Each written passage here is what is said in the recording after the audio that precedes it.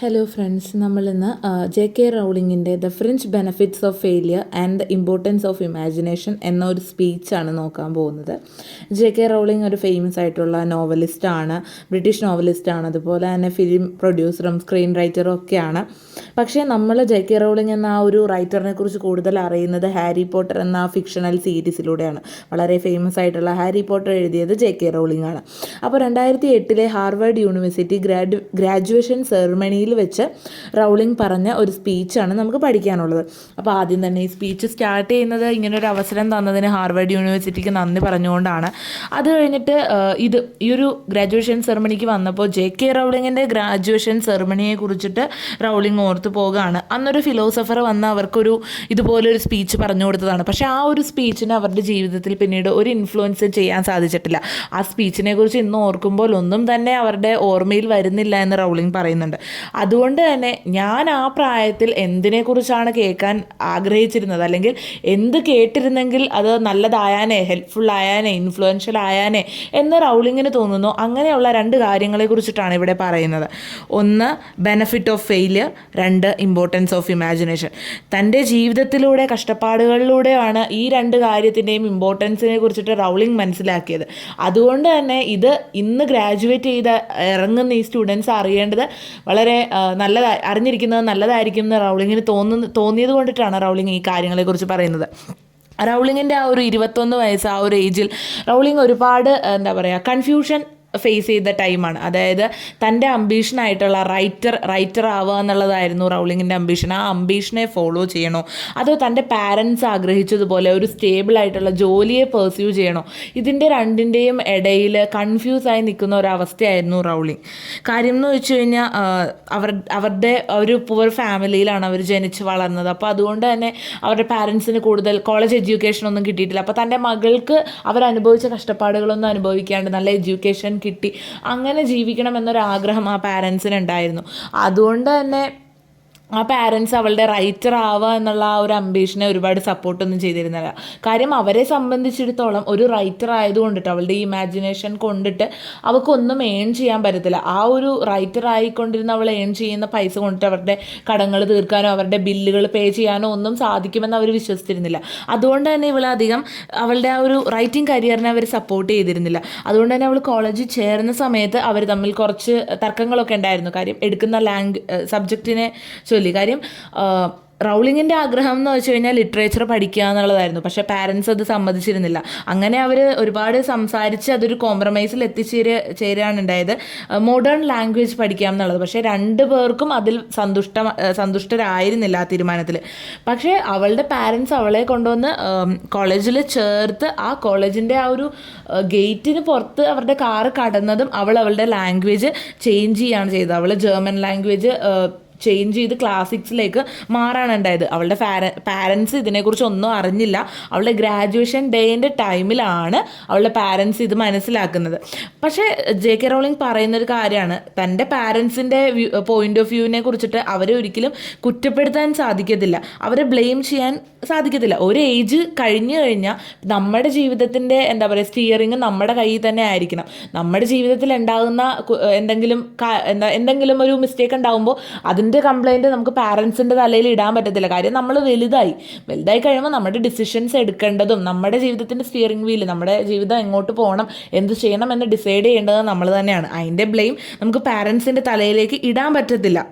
പിന്നെന്ന് വെച്ച് കഴിഞ്ഞാൽ പാരൻസിനെ ബ്ലെയിം ചെയ്യാൻ പറ്റത്തില്ല. പാരൻസ് അവളോട് ഇങ്ങനെ കോഴ്സ് എടുക്കരുത്, ഇങ്ങനെ റൈറ്റർ ആവണ്ട എന്നൊക്കെ പറഞ്ഞതിൻ്റെ ഒരേ ഒരു കാര്യം എന്ന് വെച്ച് കഴിഞ്ഞാൽ അവർ വളരെ ദാരിദ്ര്യത്തിലൂടെ കടന്നു പോയ ഒരു ഫാമിലിയാണ്, ഒരു പുവർ ഫാമിലിയാണ്. അത് റൗളിങ്ങും ഫേസ് ചെയ്തിട്ടുള്ളതാണ്. അവൾ വളർന്നു വന്നപ്പോൾ ആ ഒരു പുവർ ബാക്ക്ഗ്രൗണ്ടിൽ വളർന്നു വരുമ്പോൾ ഒരുപാട് കഷ്ടപ്പാടുകൾ അനുഭവിക്കേണ്ടി വന്നിട്ടുണ്ടാവും. ദാരിദ്ര്യം എന്ന് പറയുന്നത് ഒട്ടും രസകരമായിട്ടുള്ള ഒരു അനുഭവമേ ഇല്ല. ചില സമയത്ത് ദാരിദ്ര്യം നമ്മളെ ഭയത്തിലേക്കും സ്ട്രെസ്സിലേക്കും അതുപോലെ തന്നെ ഡിപ്രഷനിലേക്ക് വരെ കൊണ്ടുചെന്ന് എത്തിച്ച അവസരങ്ങളും ഉണ്ടായിട്ടുണ്ട്. അപ്പോൾ ദാരിദ്ര്യം എന്ന് പറയുന്നത് ഭയങ്കര കഷ്ടപ്പാടുള്ള ഒരു സംഭവമാണ്. അതായത് ഭയങ്കര നാണക്കേടുകൾ, ഹ്യൂമിലേഷൻസ് നമുക്ക് സഹിക്കേണ്ടി വന്നേക്കാം. പിന്നെ അതുപോലെ ഒരുപാട് ഹാർഡ്ഷിപ്പുകൾ നമുക്ക് ഫേസ് ചെയ്യേണ്ടി വന്നിട്ടുണ്ടാവും. അപ്പോൾ അങ്ങനത്തെ ഒരു അവസ്ഥയാണ്. ആ ഒരു അവസ്ഥ തൻ്റെ മകൾക്ക് ഇനി മുമ്പോട്ടുള്ള ജീവിതത്തിൽ ഉണ്ടാവരുത് എന്ന് ആഗ്രഹിച്ചത് കൊണ്ടിട്ടാണ് ആ പാരൻസ് അങ്ങനെ പറയുന്നത്. അപ്പോൾ അതുകൊണ്ടിട്ട് തന്നെ അവരെ കുറ്റം പറയാൻ പറ്റത്തില്ല. പക്ഷേ അവളുടെ ആ ഒരു ഏജിൽ റൗളിംഗ് പേടിച്ചിരുന്നത് പോവർട്ടിയേക്കാൾ കൂടുതൽ പേടിച്ചിരുന്നത് ഫെയിലിയറിനെയാണ്. ദാരിദ്ര്യത്തെക്കാൾ കൂടുതൽ അവൾ ഭയന്നിരുന്നത് തോൽവിയാണ്. എന്താണ്, അധികം ക്ലാസ് ഒന്നും അറ്റൻഡ് ചെയ്തില്ല എങ്കിലും എക്സാം ടൈമിൽ പാസ്സാവാനുള്ള ആ ഒരു നാക്ക് റൗളിങ്ങിന് ഉണ്ടായി. പക്ഷേ എന്താ പറയുക, ഇവിടെ ഇപ്പോൾ ഹാർവേഡിൽ നിന്ന് പാസ്സായിട്ടുള്ള ആൾക്കാരൊക്കെ കൂടുതലും ഫെയിലിയർ എന്താണ്, തോൽവി എന്താണ് എന്നറിയാത്ത കുട്ടികളായിരിക്കും ഇവിടെ ഇപ്പോൾ പാസ്സായിരിക്കുന്ന കൂടുതൽ കുട്ടികളും. അപ്പോൾ അതുകൊണ്ട് തന്നെ എന്താണ് ആ തോൽവിക്ക് ജീവിതത്തിലുള്ള ഇമ്പോർട്ടൻസ് എന്ന് അവർ അറിഞ്ഞിരിക്കേണ്ടത് വളരെ എന്താ പറയുക ഇമ്പോർട്ടൻ്റ് ആണ്. അതുകൊണ്ടിട്ടാണ് റൗളിംഗ് ഈ കാര്യങ്ങളൊക്കെ ഇവിടെ പറയുന്നത്. കാര്യം എന്ന് വെച്ച് കഴിഞ്ഞാൽ റൗളിങ്ങിനെ സംബന്ധിച്ചിടത്തോളം സക്സസ്സിനായിട്ടുള്ള ആ ഒരു ആഗ്രഹം, ഡിസയർ ഉള്ളിലുള്ളപ്പോൾ അതിൻ്റെ ഒപ്പം തന്നെ കോഎക്സിസ്റ്റ് ചെയ്യുന്ന ഒരു സാധനമാണ് തോൽവിയെക്കുറിച്ചുള്ള ഭയം. തോൽവിയെക്കുറിച്ചിട്ടുള്ള ഭയം റൗളിങ്ങിൻ്റെ ഉള്ളിൽ എന്നും ഉണ്ടായിരുന്നു. അതുകൊണ്ട് തന്നെ അവളുടെ ഗ്രാജുവേഷൻ കഴിഞ്ഞ് 7 വർഷം കഴിഞ്ഞപ്പോഴാണ് റൗളിംഗ് അവളുടെ ഏറ്റവും വലിയ തോൽവിയെ ഫേസ് ചെയ്യേണ്ടി വന്നത്. അവൾ കല്യാണം കഴിച്ചു. ഗ്രാജുവേഷൻ കഴിഞ്ഞ് കുറച്ച് നാൾ കഴിഞ്ഞപ്പോൾ കല്യാണം കഴിച്ചു കഴിഞ്ഞിട്ട് എന്താ പറയുക, അധികം നാൾ ആ കല്യാണം നീണ്ടു പോയില്ല. അതൊരു ഷോർട്ട് ലിവ്ഡ് മാരേജ് ആയിരുന്നു. അവൾ ഡിവോഴ്സായി. അവൾക്ക് ആ സമയത്ത് ജോലി ഉണ്ടായിരുന്നില്ല. അതുപോലെ തന്നെ അവളുടെ മകളെ നോക്കേണ്ട ഉത്തരവാദിത്തം അവളുടെ ആയിരുന്നു. അപ്പോൾ ഒരു സിംഗിൾ പാരൻ്റ് എന്നുള്ള നിലയിൽ ജോലിയും ഇല്ല, വീടില്ല. ബ്രിട്ടൻ എന്നുള്ള ആ രാജ്യത്ത് ഒരാൾക്ക് എത്രത്തോളം ദാരിദ്ര്യം ഉണ്ടാവും അത്രത്തോളം ദാരിദ്ര്യം ഫേസ് ചെയ്താണ് റൗളിംഗ് ആ ഒരു ടൈമിലൂടെ കടന്നു പോയത്. തൻ്റെ പാരൻസും അതുപോലെ റൗളിങ്ങും ഒക്കെ എന്താ സംഭവിക്കുമെന്നാണോ ഭയന്നത്, ആ സംഭവം, അതായത് തോൽവി, ഏത് തോൽവിയാണോ അവർ ഭയന്നത് ആ തോൽവിയിലാണ് അവളന്ന് നിൽക്കുന്നത് എന്ന് റൗളിങ്ങിന് തോന്നി. റൗളിംഗ് പറയാണ്, it was the darkest days of her life. She felt like she is the biggest failure she new. അവൾ അറിഞ്ഞതിൽ വെച്ച് ഏറ്റവും വലിയ തോൽവി അവളാണെന്ന് റൗളിങ്ങിന് തോന്നി എന്നാണ് പറയുന്നത്. അപ്പോൾ അത്രയ്ക്ക് ഡാർക്കസ്റ്റ് ഡേയ്സ് ആയിരുന്നു. പക്ഷേ ഈ എത്രത്തോളം ഫെയിലിയർ അവൾ ഫേസ് ചെയ്തെങ്കിലും ആ തോൽവിയാണ് അവൾ ഇന്ന് എങ്ങനെയാണോ അങ്ങനെ എത്തിച്ചേർത്തത്. തോൽവി അത്രയ്ക്ക് രസമുള്ള ഒരു സംഭവമൊന്നും ആയിരുന്നില്ല. ഒരു ഡാർക്ക് ടണലിൻ്റെ ഉള്ളിൽ പെട്ടുപോയ അവസ്ഥയായിരുന്നു റൗളിങ്ങിന്. അപ്പം നിങ്ങൾ ചോദിക്കും, പിന്നെ എന്തിനാണ് ഇവിടെ ബെനഫിറ്റ്സ് ഓഫ് ഫെയിലിയറിനെ കുറിച്ച് പറയുന്നതെന്ന്.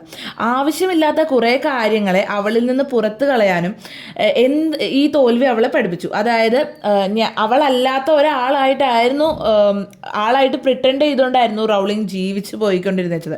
പക്ഷെ എന്താണ് റൗളിങ്ങിന് മാറ്റർ ചെയ്യുന്നത് എന്നൊക്കെ മനസ്സിലാക്കാനായിട്ട് നമ്മുടെ ഈ ഫെയിലിയർ അവളെ ഹെൽപ്പ് ചെയ്തു. അതുപോലെ തന്നെ അവളുടെ ഡ്രീം എന്താണ്, അവളുടെ കഴിവ് എന്താണെന്ന് കണ്ടുപിടിക്കാനും അവളുടെ ആ ഒരു ഡ്രീമിനെ അച്ചീവ് ചെയ്യാനായിട്ടുള്ള ഒരു എന്താ പറയുക മോട്ടിവേഷനൊക്കെ ഈ ഫെയിലിയറാണ് അവൾക്ക് കൊടുത്തത്. റൗളിംഗ് പറയുന്നുണ്ട്, അവൾ മറ്റേതെങ്കിലും ഏരിയയിൽ സക്സസ്ഫുൾ ആയിരുന്നു, ഈ തോൽവി അവൾക്ക് കിട്ടിയില്ല, അവൾ സക്സസ്ഫുൾ ആയിട്ടായിരുന്നു ഇരുന്നതെങ്കിൽ ഇന്ന് എവിടെയാണോ അവൾ ഇത്രയും സക്സസ്ഫുൾ ആയിരിക്കുന്നത് ആ ഒരു ഏരിയയിലേക്ക് അവൾ എൻ്റർ ചെയ്യണം എന്നില്ല. ചിലപ്പോൾ ഈ മാരേജ് എന്താ പറയുക പൊളിഞ്ഞൊന്നും പോയിട്ടില്ല, അവൾ ഡിവോഴ്സ് ഒന്നും ആയില്ലായിരുന്നെങ്കിൽ അവൾ ചിലപ്പോൾ ഏതെങ്കിലും ഒരു ഏരിയയിലേക്ക് കടന്നു പോയാനെ. പക്ഷേ ഈ ഫെയിലിയർ എല്ലാം ഫേസ് ചെയ്തത് കൊണ്ടിട്ടാണ് റൗളിംഗ് ഇന്ന് ഏത് നിലയിലാണോ നിൽക്കുന്നത് ആ നില വരെ അവൾ എത്തിയത്. അപ്പോൾ ഫെയിലിയറിന് നമ്മുടെ റൗളിങ്ങിൻ്റെ വളർച്ചയിൽ വളരെയധികം ഇമ്പോർട്ടൻസ് ഉണ്ട്. റൗളിങ്ങിൻ്റെ ഏറ്റവും വലിയ ഭയമെന്ന് പറയുന്നത് തോൽവിയായിരുന്നു. അത് എക്സ്പീരിയൻസ് ചെയ്ത് കഴിഞ്ഞപ്പോൾ എല്ലാത്തിനോടുള്ള ഭയം അവൾക്ക് നഷ്ടപ്പെട്ടു. ജീവിതത്തിൽ ഇനി വിജയിക്കാനുള്ള ആ ഒരു ഡിറ്റർമിനേഷനും അതുപോലെ തന്നെ സർവൈവ് ചെയ്യാനുള്ള അവളുടെ ആ ഒരു എബിലിറ്റിയും ഒക്കെ ഇരട്ടിയായി. അവളുടെ കയ്യിൽ ആ സമയത്തുണ്ടായിരുന്നത് അവൾ ഒരുപാട് അഭിമാനിച്ചിരുന്ന അവളുടെ മകളും, പിന്നെ അതുപോലെ തന്നെ ഒരു ഓൾഡ് ടൈപ്പ് റൈറ്ററും, പിന്നെ ഒരു ഒരു ബിഗ് ഐഡിയയും മാത്രമാണ് അവളുടെ കയ്യിലുണ്ടായിരുന്നത്. ഒരിക്കൽ പോലും തോൽക്കാത്തവരായിട്ട് നമ്മുടെ കൂട്ടത്തിൽ ആരും ഉണ്ടാവത്തില്ല. ഇനി അങ്ങനെ തോൽക്കാത്തവരുണ്ടെങ്കിലും ആ ഭയത്തിലായിരിക്കും അവർ ജീവിച്ചിട്ടുണ്ടാവുക. പക്ഷേ തോറ്റു കഴിഞ്ഞപ്പോഴേക്കും റൗളിങ്ങിൻ്റെ ഉള്ളിൽ തോൽവിയോടുള്ള ആ ഒരു ഭയം തന്നെ ഇല്ലാതാവുകയാണ് ഉണ്ടായത്. റൗളിങ്ങിനെ കുറിച്ചുള്ള അറിയാതെ പോയ പല കാര്യങ്ങളും റൗളിങ്ങിനെ മനസ്സിലാക്കി കൊടുത്തത് ഈ തോൽവി തന്നെയാണ്. അപ്പോൾ ഇതിലൂടെ നമുക്ക് മനസ്സിലാവുന്നുണ്ട് റൗളിങ്ങിൻ്റെ ജീവിതത്തിൽ ഫെയിലിയറിന് എന്തോരം ഇമ്പോർട്ടൻസ് ഉണ്ടായിരുന്നു എന്ന്. ഇനി റൗളിങ്ങിൻ്റെ രണ്ടാമത്തെ ആ ഒരു ടോപ്പിക്കായിട്ടുള്ള ഇമാജിനേഷൻ. നമ്മൾ വിചാരിക്കും ഇമാജിനേഷനെ കുറിച്ച് ഇവിടെ പറയുന്നത് ചിലപ്പോൾ റൗളിങ് എഴുതിയത് ഫിക്ഷനാണ്, അപ്പോൾ ഫിക്ഷനിൽ ഇമാജിനേഷൻ ഇമ്പോർട്ടൻസ് ഉണ്ട്, അതുകൊണ്ടിട്ടായിരിക്കും ഇമാജിനേഷനെ കുറിച്ച് പറയുന്നതെന്ന് വിചാരിക്കും. പക്ഷെ അതല്ല, നമ്മുടെ മുന്നിൽ ഇല്ലാത്ത ഒന്നിനെ കാണുക അല്ലെങ്കിൽ അതിനെ മനസ്സിലാക്കുക, ആ ഒരു എബിലിറ്റി ഹ്യൂമൻസിനുണ്ട്. ആ ഒരു എബിലിറ്റിയാണ് ഇവിടെ ഇമാജിനേഷൻ എന്ന് പറയുന്നത്. അതായത് നമുക്ക് ഒരാളുമായിട്ട് സിമ്പതൈസ് എംപതൈസ് ചെയ്യാനുള്ള കഴിവുണ്ട്. അത് നമ്മളിപ്പോൾ അതിലൂടെ ആ ഒരു കഷ്ടപ്പാടിലൂടെ കടന്നു പോയിട്ടില്ലെങ്കിൽ പോലും അവരായിട്ട് സിമ്പതൈസ് ചെയ്യാനുള്ള ഒരു കഴിവുള്ളത് ഹ്യൂമൻ ബീയിങ്സിന് മാത്രമാണ്. ആ ഒരു കഴിവിനെയാണ് ഇവിടെ ഇമാജിനേഷൻ എന്ന് റൗളിംഗ് പറഞ്ഞിരിക്കുന്നത്. നമ്മുടെ റൗളിംഗ് ഹാരി പോട്ടറൊക്കെ എഴുതിക്കൊണ്ടിരുന്ന ആ ഒരു ടൈമിൽ അവൾ വർക്ക് ചെയ്തിരുന്നത് African research department at Amnesty International headquarters in ലണ്ടനിലാണ്. അപ്പോൾ അവിടെ വെച്ച് അവൾ കുറേ സംഭവങ്ങൾ ഫേസ് ചെയ്തിട്ടുണ്ട്.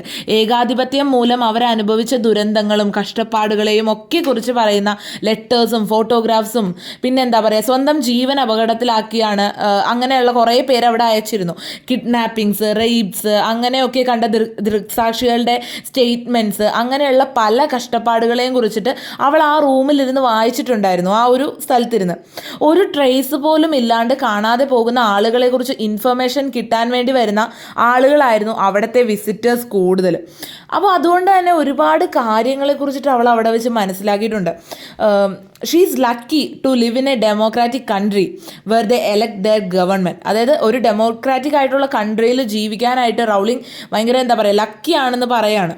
എന്നിട്ട് റൗളിംഗ് പറയുന്ന ഒരു കാര്യമാണ് what we achieve inwardly will change outer reality. അതായത് നമുക്കിപ്പോൾ എഡ്യൂക്കേഷൻ കിട്ടി, ഈ എഡ്യൂക്കേഷൻ കൊണ്ട് നമുക്ക് എന്ത് ചെയ്യാൻ പറ്റും? നമുക്ക് എഡ്യൂക്കേഷൻ കിട്ടുമ്പോൾ ഈ എഡ്യൂക്കേഷൻ കൊണ്ട് ഈ ലോകത്തുള്ള മറ്റുള്ളവർക്ക് കൂടി നല്ലതായിട്ടുള്ള കാര്യങ്ങൾ ചെയ്യാൻ നമുക്ക് സാധിക്കും. അതൊരു പ്രിവിലേജും അതേസമയം ഒരു ബേർഡനും ആണെന്നാണ് പറയുന്നത്. നമ്മൾ റെസ്പോൺസിബിൾ ആണ്. നമുക്ക് കിട്ടിയ എഡ്യൂക്കേഷൻ യൂസ് ചെയ്തുകൊണ്ട് മറ്റുള്ളവർക്ക് നല്ലത് ചെയ്യുക എന്നുള്ളത് നമ്മുടെ റെസ്പോൺസിബിലിറ്റി ആണെന്ന് റൗളിംഗ് ഇവിടെ പറയുന്നത്. പവർഫുൾ അല്ലാത്ത, സ്വരമുയർത്താൻ സ്വന്തമായി കഴിവില്ലാത്ത, സ്റ്റാറ്റസ് ഇല്ലാത്ത ആളുകൾക്ക് വേണ്ടി സ്വരമുയർത്താനായിട്ട് നമ്മൾ അവരെ ഹെൽപ്പ് ചെയ്യണം. ലൈക്ക് അവരുടെ ബിഹാഫിൽ നമ്മൾ സ്വരമുയർത്തണം എന്ന് റൗളിംഗ് ഇവിടെ പറയുന്നുണ്ട്. പിന്നെ റൗളിംഗ് പറയുന്നുണ്ട് ഈ ഒരു സമയത്താണ് കോളേജ് ലൈഫിൽ നിന്നാണ് ഏറ്റവും കൂടുതൽ ഫ്രണ്ട്ഷിപ്സ് കിട്ടുന്ന ഒരിത്. ഫെയിലിയേഴ്സ് വരുമ്പോഴാണ് നമ്മുടെ ട്രൂ ഫ്രണ്ട്സ് ആരൊക്കെയാണെന്ന് നമ്മൾ മനസ്സിലാക്കുന്നത്. അതുകൊണ്ട് തന്നെ ഈ ഗ്രാജുവേഷൻ സെറിമണിയിലുള്ള ഈ സ്റ്റുഡൻസിനോട് റൗളിംഗ് പറഞ്ഞു നിർത്തുന്നത് ഇതാണ്: ഇവിടെ വെച്ച് നിങ്ങൾ ഉണ്ടാക്കുന്ന ഫ്രണ്ട്ഷിപ്സ് ആണ് എന്താ പറയുക ഏറ്റവും കൂടുതൽ ലാസ്റ്റ് ചെയ്യുന്ന, ഫോറെവർ വരെ ലാസ്റ്റ് ചെയ്യുന്ന ഒരു ഫ്രണ്ട്ഷിപ്പ് എന്ന് പറയുന്നത്. അപ്പോൾ അതുകൊണ്ട് തന്നെ ഒരുപാട് ഫ്രണ്ട്ഷിപ്സ് ഇവിടെ നിന്ന് ലഭിക്കട്ടെ എന്ന് ആശംസിച്ചുകൊണ്ടാണ് റൗളിംഗ് സ്പീച്ച് അവസാനിപ്പിക്കുന്നത്. അപ്പോൾ ഈ സ്പീച്ച് മനസ്സിലായെന്ന് പറയുന്നു. എന്താണ് ഫെയിലിയറിന് റൗളിങ്ങിൻ്റെ ജീവിതത്തിൽ, അല്ലെങ്കിൽ ഒരാളുടെ ജീവിതത്തിൽ ഫെയിലിയറിന് എന്ത് ഇമ്പോർട്ടൻസ് ആണുള്ളത്, അതുകൊണ്ട് എന്ത് ഗുണമാണ് ഉള്ളതെന്ന് ഈ എസ്സേയിൽ നിന്ന് മനസ്സിലാക്കണം. അതുപോലെ തന്നെ ഇമാജിനേഷൻ കൊണ്ട് എന്താണ് ഇവിടെ ഉദ്ദേശിക്കുന്നതെന്ന് മനസ്സിലാക്കണം. നമ്മുടെ എഡ്യൂക്കേഷൻ കൊണ്ട് എങ്ങനെയാണ് നമ്മൾ ഈ നേഷന് നല്ലത് ചെയ്യാൻ പറ്റുക, അതിനെക്കുറിച്ചിട്ടാണ് റൗളിംഗ് ഇവിടെ പറയുന്നത്. അപ്പോൾ ഈ പോയിൻറ്റ്സൊക്കെ എഴുതുമ്പോൾ ഇൻക്ലൂഡ് ചെയ്യുക. അപ്പോൾ ഈ ചാപ്റ്റർ മനസ്സിലായെന്ന് കരുതുന്നു. നെക്സ്റ്റ് വീഡിയോയിൽ കാണാം.